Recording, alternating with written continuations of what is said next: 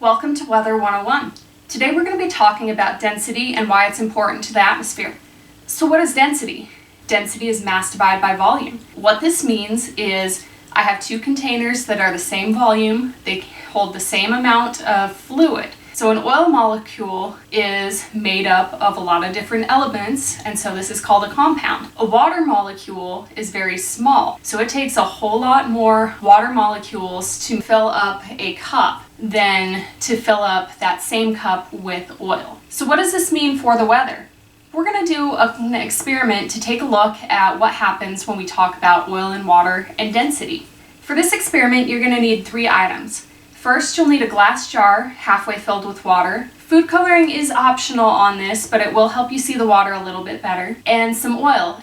The first thing we're going to want to do, now that we have our supplies, is to mix in our food coloring with our water.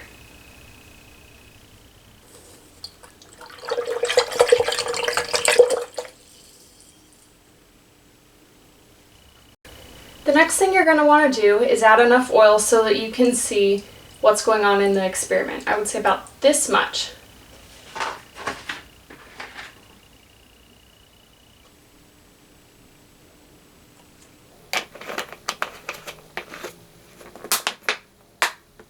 As you can see, the oil and the water separated, with the oil on top, which is less dense, and the water on bottom, which is more dense. Even if you stir it together, the oil and the water eventually separate, with the oil once again on the top and the water on the bottom. Now that we've talked about density and seen an experiment, we're going to take a look at why this is important to our weather. Warm air is less dense than cold air. Now as it rises, it starts to cool, and as it cools, they're going to start to sink because they're more dense than the warm air. So we have the warm, moist air rising up, the cool air coming down and sinking. Now this is what happens when we get fronts. We have a cold front come through. The warm air, because it's less dense, is forced up over a cold front. The cooler air is going to come underneath that. That's where we get storms coming from. We get our clouds, we get rain. Sometimes we can even get snow. For our next experiment, we're going to be looking at density with hot and cold water.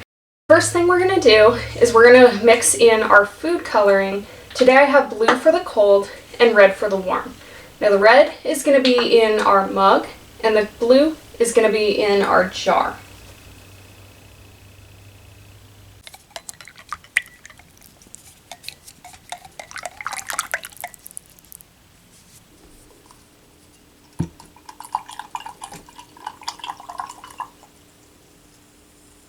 For the next part of this experiment, you're going to pour your water into 2 glasses.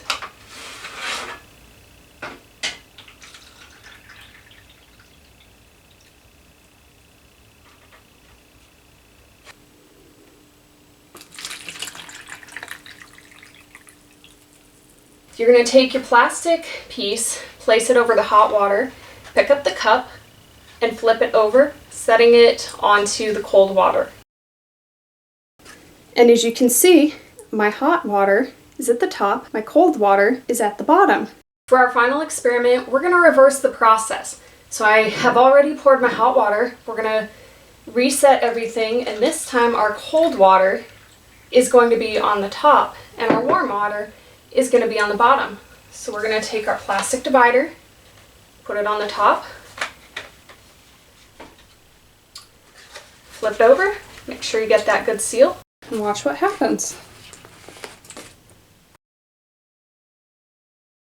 With our cold water on the top, it was more dense than the warm water, so when we removed the divider, it immediately sank to the bottom and mixed with the warmer water. That warmer water didn't stand a chance. As that cold water came down, it mixed and it immediately turned purple. Thank you for joining us for our Weather 101 experiment. If you'd like to see more cool experiments from the Weather 101 team, feel free to reach out to us at National Weather Service, Goodland, Kansas, or you can check out our experiments on our YouTube page.